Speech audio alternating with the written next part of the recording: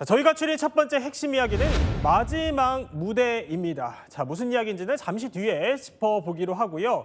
총동원령이 내려졌습니다. 내일 하루 서울 시내 곳곳이 그야말로 인파로 가득 찰 전망인데요. 3.1절을 앞두고 윤 대통령 탄핵 찬성과 반대쪽 모두 세력을 그야말로 총동원해서 장외 여론전에 나서는 겁니다. 정광재 국민의힘 대변인, 조윤선 변호사 그리고 이남희 기자와 이야기 나눠보겠습니다. 자, 이 기자, 우선 내일 집회 이거 몇 명 동원하냐 이거에 따라서 일종의 대선 주도권의 가늠작격이 될 수 있기 때문에 양쪽 모두 그야말로 총동원령을 내렸어요. 어느 정도 보일 것 같습니까? 양측 모두 뭐 10만 명, 7만 명, 그러니까 그렇게 신고가 됐는데 일단은 또 내일 참여하는 인원을 봐야 될 것 같습니다. 어디로 모이는지도 저희가 소개를 해드리겠습니다. 먼저 전광훈 목사가 주도하는 이 탄핵 반대 집회가 또 광화문에서 한 5만 명 정도 모이고요. 네. 또 전한길 강사가 등장하죠. 세이브 코리아와 함께하는 또 탄핵 반대 집회는 국회 앞에서 열립니다. 반면에 또 탄핵을 찬성하는 쪽 집회 안국역 또 경복궁역 앞에서 각 3만 명씩 이제 모일 것이다라고 신고를 했는데 더 많은 인사가 몰릴 수도 있으니 또 내일은 이 지역들을 지나가시는 분들은 또 교통 같은 것들을 유의하셔야 될 것 같습니다. 네, 서울교통공사는요. 그래서 그야말로 최고 수준의 안전대책을 세우겠다 이러면서 촉각을 곤두 세우고 있습니다. 찬반 진영에서 그럼 대표 스피커로 누가 나서게 되냐 이 부분도 큰 관심일 텐데 자 우선 탄핵 반대 측은 역시 이분인 것 같습니다. 들어보시죠. 오직 국가를 위해서 희생하겠다는 뜻에서 향후에 남은 임기에 연연하지 않겠다. 그래서 개헌을 하더라도 대한민국을 더욱더 통합하고 발전시키는 일이라면 기꺼이 희생하겠다는 그 열망을 국민들께 다 확인하실 거라 믿습니다. 자, 그러니까 영상 보신 것처럼 한국사 강사 전한길 씨입니다. 자, 3.1절 이후에 이렇게 얘기를 했었어요. 본인 은퇴하겠다. 그러면 진짜 내일이 마지막 무대예요, 정광재 대변인? 그런데 전한길 강사의 이야기가 조금 결이 달라졌어요. 예. 본인이 처음에는 3.1절 집회를 마지막으로 이제 이런 대중 집회에 참석하지 않겠다고 했는데 지난번에 대구에 가서인가요? 본인 와이프와 아이들도 함께 와 있다고 네. 그러면서 그 부인에게 조금 더 활동할 수 있게 해달라라고 했으니까 이건 이 전한길 강사 마음이 아니라 지금으로 봤을 때는 전한길 강사의 부인 마음 아닌가 싶어요. 네. 근데 지금 전한길 강사에 대한 기대감이 워낙 커져 있는 상태이기 때문에 좀 고민할 것 같아요. 그러면 자 일단 여운을 좀 남겨둔 상태이긴 합니다. 그럼 두 분께 짧게 여쭈면 자 전한길 씨가 여기서 더 갈까요? 아니면 멈출까요? 어떻게 보십니까? 근데 저라면은 애초 약속했었던 3.1절 집회를 마지막으로 다시 대중 집회에는 참석하지 않는 결정을 내릴 것 같습니다.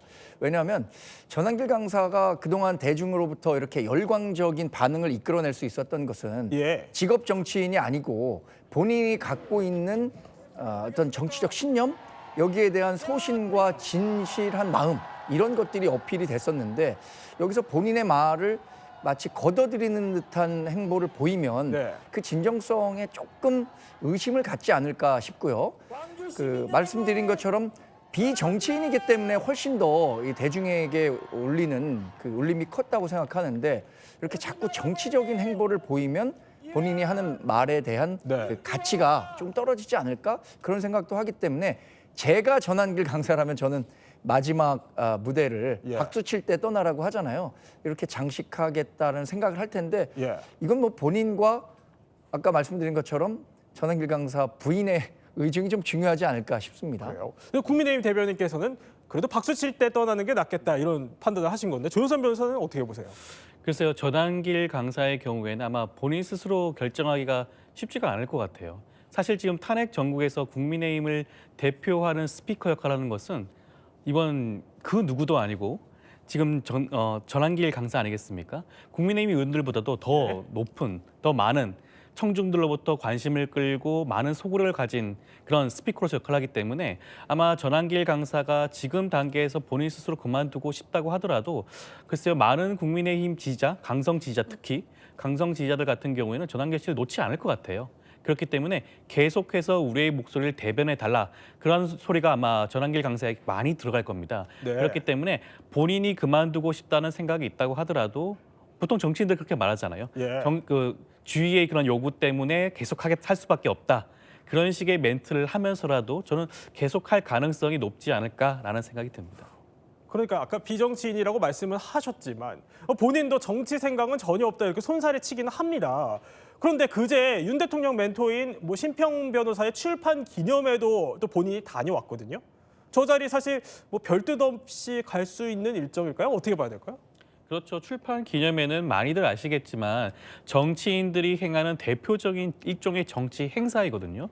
그 정치 행사에 전환기 씨가 참석을 했고 사실상 주요 인사였습니다. 가장 앞줄에 있었고요. 예. 그리고 거기에 참여했던 많은 정치인들이 전환기 씨를 반겼다고 합니다. 예. 그렇다고 한다면 그분의 지금의 행동, 행보 하나하나가 일종의 정치인으로서의 그런 모습을 보여주고 있다고 할 수가 있고 이것은 이분이 나 스스로 정치인이라고 자부하는 그렇지 않든 간에 지금 현재 국민의힘 측 대표적인 스피커로서 역할은 여전히 부여되고 있지 않나 생각이 듭니다. 네.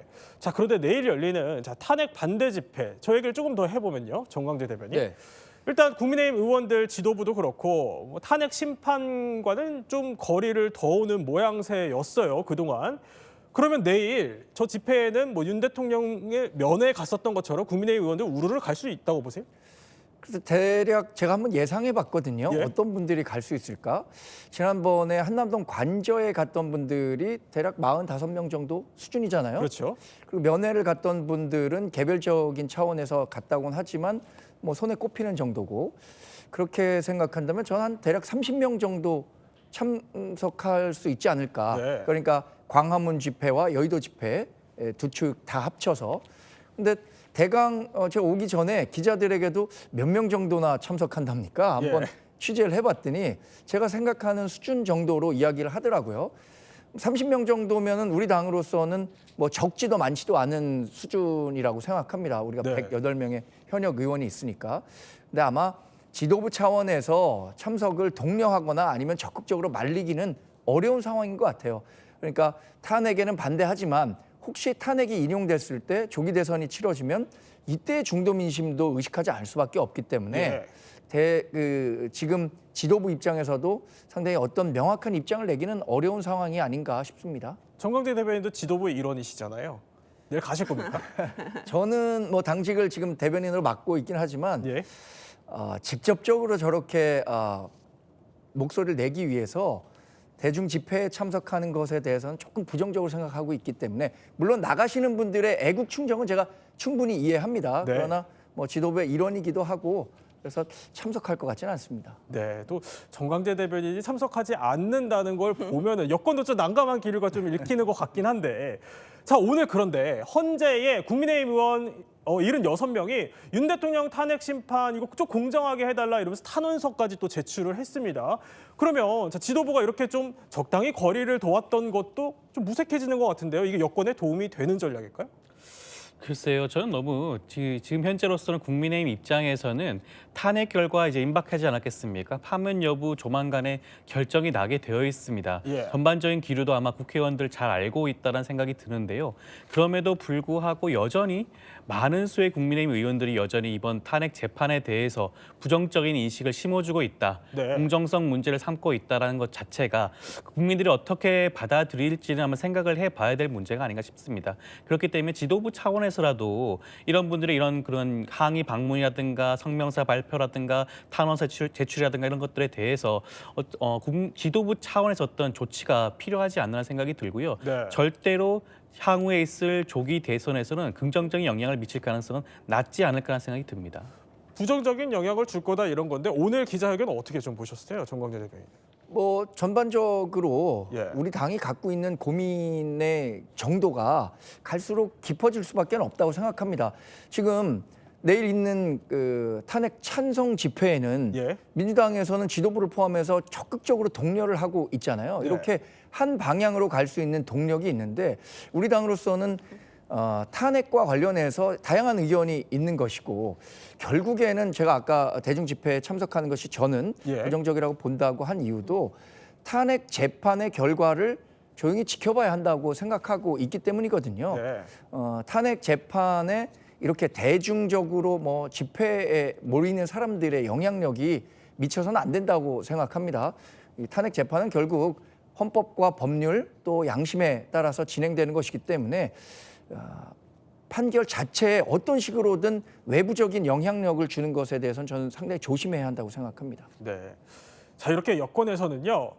전한길 씨의 등판도 관심이지만 더불어서 이분이 등판할지도 사실 관심이 모아지고 있습니다. 누군지 듣고 이야기 나눠보겠습니다. 저는 14개월 딸아이를 둔 아기 엄마입니다. 계엄 당일 6태 후에 소파에 누워있다가 계엄 선포를 보고 바로 법조문을 확인하였습니다. 제가 임신과 출산과 육아를 하느라 몰랐던 민주당이 저지른 폐악을 일당 독재의 파쇼 행위를 확인하고 아이와 함께 하려고 비워둔 시간을 나누어 이 사건에 뛰어들게 되었습니다. 저는 계몽되었습니다. 자, 김계리 변호사 요새 계속 주목을 받고 있는데. 변호인단 중에서 제일 유명해졌어요. 네. 근데 오늘 사실 국민변호인단 집회가 있을 예정이어서 네. 여기에 연사로 와달라 이렇게 제안을 받았는데 거절했다면서요? 결국 거절하고 그러니까 연사로 서면서 집회는 참석할 거다 했다가 결론적으로는 집회도 안 온다. 이렇게 지금 입장이 나왔어요. 예. 이유가 있어요. 지금 굉장히 김계리 변호사가 주목을 받고 있습니다. 지금 본인 글도 보면 눈 뜨는 것도 머리 푼 것도 묻는 것도 다 시비가 되고 비아냥거리는 판국이다. 네. 그러니까 본인에 대한 그 주목을 받는 상황을 얘기하면서 집회 연설은 최종적으로 고사했고요. 만약에 이 집회가 이제 그 순수한 청년들이 이 탄핵을 반대하는 그런 집회가 돼야 되는 것인데 본인이 갈 경우 대통령 변호인단이 상대적으로 주목을 받게 될 수밖에 없기 때문에 이 스포트라이트는 모두 이 순수한 목소리의 청년들에게 돌아가야 한다. 이런 네. 취지로 오늘 집회에도 가지 않겠다 이렇게 밝혔습니다. 야권에서는 김계리 변호사의 행보 좀 어떻게 보세요? 글쎄요, 지금 윤석열 대통령 측 변호인으로 지금 나서고 있지 않겠습니까? 변호인이라고 한다면 변호인으로서 역할이 분명히 있을 텐데 글쎄 너무 지금 법정, 심리, 재판 과정에서도 너무 상대방 증인을 자극하는 발언도 좀 많았고요. 과연 윤석열 대통령한테 유리한 식으로 변론을 진행하는 것인가라는 의문도 들 정도기도 했습니다. 네. 야권에서 봤을 때 그럴 수가 있기 때문에 사실 김계리 변호사는 변호인으로서 역할에 집중하는 것이 어떻게 보면 더욱 중요할 텐데 자꾸 이렇게 외부에 어떻게 보면 이슈화되는 것에 대해서는 좀 이번 재판에 참여하는 변호인으로서는 부적절한 모습이 아닌가라는 생각도 들고요. 그렇기 때문에 이렇게 대중 연설조차 하는 것도 저는 그 부정적인 요소를 더욱더 가중시키는 게 아닌가라는 생각도 듭니다. 동의하십니까? 김계리 변호사에 대해서 우리 대중이 너무 많은 관심을 주는 것 같아요. 본인이 했던 이야기 아니면 본인의 역할보다도 훨씬 더 많은 관심이 쏠리는 이유는 아마 이분이 갖고 있는 개인적인 스토리도 있고 예. 또 주장하는 바에 대해서 공감하는 사람이 그만큼 많기 때문이라고 생각하는데 오늘 집회에 본인이 참석하지 않기로 한 건 전 굉장히 잘한 결정이라고 생각합니다. 그래요. 예. 집회의 순수성, 그러니까 지금 국민 변호인단을 자발적으로 모았잖아요. 여기에 대통령 그 변호인단 가운데 한 명이 가서 발언한다면 그 집회 자체의 순수성에 조금 의문을 제기하는 분들도 있을 가능성이 크기 때문에 본인 스스로 참석하지 않겠다라고 한 건 네. 전 대단히 잘한 결정이라고 생각합니다. 그렇다면 자, 야권 주도 집회에는 과연 또 누가 등판을 할까요? 바로 이분입니다. 3.1절을 맞으면서 대한민국의 집권 세력이 헌법 질서 파괴 행위에 동조를 하면서 스스로를 보수라고 부르는 것이 참으로 황당한 느낌입니다. 여전히 집권 여당의 지위를 가지고 있는 그리고 이 나라 정치에서 큰 몫을 차지하고 있는 국민의힘 대오각성을 촉구합니다. 자, 정광재 대표님. 네. 그러니까 이 대표가 대통령은 물론 여당까지 헌법 질서 파괴 행위에 동조하고 있다 이러면서 몰아세우는 건데 이걸 두고 이런 해석들도 나오더라고요. 그러니까 3.1절 집회를 계기로 진보 대 보수 프레임을 넘어서 이 대표가 헌정수호 대 파괴 구도로 이 프레임을 더 확대시키는 거 아니냐 이런 해석들도 나오는데 어떻게 보십니까? 이재명 대표의 정치 공세의 성격이 강하다고 생각합니다. 저는 내일 집회와 관련해서는 이 집회에 나오는 사람들이 과연 대한민국의 미래 또 앞으로 대한민국의 주인공이 될 2030의 미래에 대해서 누가 더 치열하게 고민하고 걱정하고 있는가를 보여주는 대목이 되지 않을까 싶습니다. 네. 지금 광화문이나 여의도에 모이는 집회의 성격을 보면 단순히 대통령의 탄핵에 대해서 반대한다 이런 목소리보다도 민주당이 그동안 해왔던 국회 내에서의 정치적 폭주 이런 부분들에 대한 심판 성격이 강하다고 봅니다. 앞으로 대한민국이 민주당이 국회 권력을 독점한 상황에서 행정부에 대한 권력까지 독점하게 될 경우 발생할 수 있는 네. 대한민국의 미래에 대해서 걱정하는 분들의 목소리가 더 크다고 생각하기 때문에 헌정 파괴 대 헌정 수호의 대결이 아니라 누가 더 대한민국의 미래의 진심인가 이런 부분에 집중해서 살펴보면 좋을 것 같다는 생각이거든요. 그런데 이게 민주당 이재명 대표가 중도 보수를 외치면서 일종의 국민의힘이 좀 설 자리를 없게 만드는 전략과 비슷하게 맞닿아 있다 이런 해석들도 나오더라고요. 충분히 그렇게 해석할 수가 있는 부분이 이재명 대표를 포함한 민주당이 지금 주장하고 있는 부분은 국민의힘이 이번 탄핵 정국에서 예. 제대로 된 보수 정당으로서 역할을 못하고 있다라는 것이거든요. 사실 보수주의자가 어떤 겁니까? 법치주의자죠. 헌법을 준수하고 법률을 지키는 그런 것들을 주장하는 것들이 보수주의자들이라고 할 수 있는데 어떻게 보면 지금 계속해서 예. 헌법재판소를 흔들고 있지 않습니까? 정당성, 절차적 하자를 지적하고 있고 지금 윤석열 대통령의 경우에는 이번 헌재 결정에 대해서 승복한다는 말 한마디조차 하지 않고 있는 그러한 상황입니다. 어떻게 보면 지금 극한의 갈등과 그런 것들이 골이 깊어지고 있는 상황이기 때문에 중도층 그리고 보수층이 설 곳을 잃어가고 있는 상황이라고 할 수가 있죠. 그렇기 때문에 이재명 대표 이런 행보 하나하나 자체가 갈 곳을 잃은 중도층과 보수의 마음을 얻을 수 있는 그런 외연을 확장할 수 있는 그런 기회가 되지 않을까 생각이 듭니다. 그런데 이 대표 오늘 행보 중에 눈에 띄는 게 하나 더 있어요. SNS에 이런 글을 올렸습니다. 자, 그러니까 대구 228이 전국의 곳곳에 이제 4.19로 번졌던 것처럼 청년들의 항거가 독재 정권 몰락 신호탄이 됐다 이러면서 4.19를 언급을 한 겁니다. 그런데 마침 며칠 전에 전한길 강사도요. 대통령 탄핵 인용되면 제2의 4.19 일어날 거다 이렇게 언급을 하던데 두 분께 짧게 여쭈면 이 두 사람이 나란히 4.19 역사를 꺼낸 거 어떻게 좀 보십니까? 4.19는 우리 헌법 전문에도 있고요. 혁명으로 평가되는 역사적 사건입니다. 근데 이 혁명이라는 정당성을 갖기 위해서 두 분 다 이야기를 한 것 같아요. 그러나 4.19는 정말로 우리 대중들이 이끌어낸 직접 민주주의 또 독재에 항거한 민주적 사건이긴 하지만 많은 희생을 겪었었단 말이에요. 예. 그러니까 그런 물리적인 충돌이나 희생 없이 이번 사안이 법적인 테두리 내에서 해결되기를 바라는 마음이지 저는 4.19와 같은 물론 아주 좋은 이 혁명적인 사건이었습니다만 네. 그런 희생들을 고려한다면 그런 식으로 진행돼서는 안 되지 않을까 싶습니다. 저는 이재명 대표가 전한길 강사, 한국사 강사잖아요. 역사학자임에도 불구하고 4.19 혁명에 대한 그 의미를 왜곡했기 때문에 다시 바로잡는 의미에서 이런 SNS 글을 올린 게 아닌가 생각이 드는데요. 4.19 혁명 모두 다 알듯이 이승만 독재 정권을 무너뜨렸던 그런 혁명이었습니다. 그런데 지금 전한길 강사는 탄핵 인용 시에 4.19 혁명이 일어난다는 식으로 말씀을 하셨어요. 그것 자체가 상황이 전혀 다른 거죠. 지금 상황에서는 윤석열 대통령이 헌정 질서를 파괴한 지금 내란 혐의 수괴로서의 지금 형사재판을 받고 있는 그런 당사자입니다. 그럼에도 불구하고 4.19 혁명을 윤석열 대통령에 빗댄 것 자체가 네. 굉장히 위험한 역사 인식임을 한번 지적한 게 아닌가 생각이 듭니다. 좀 빨리 말할게요. 두 사람이 4.19의 번역기를 다르게 돌렸어요. 이재명 대표가 말하고 싶은 4.19는요. 네. 이승만 대통령의 하야를 왔잖아요. 결국은 윤석열 대통령도 물러나야 된다. 이런 취지로 얘기한 거예요.